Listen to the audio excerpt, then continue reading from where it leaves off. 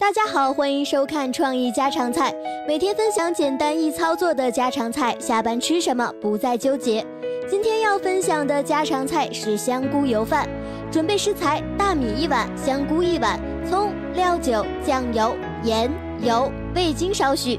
将香菇切成小块，葱切断。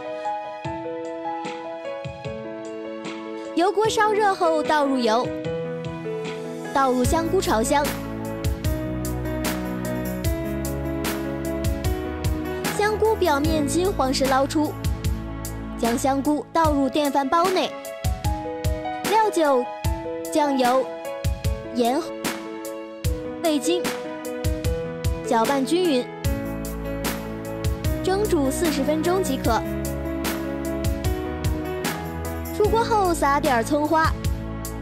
今天的香菇油饭就做好了，小伙伴们学会了吗？喜欢本视频欢迎转发，让更多的人学会家常菜。如果你们的做法不一样，欢迎在评论区与小编互动哦。关注创意家常菜，下班吃什么不再纠结。我们下期节目再见啦！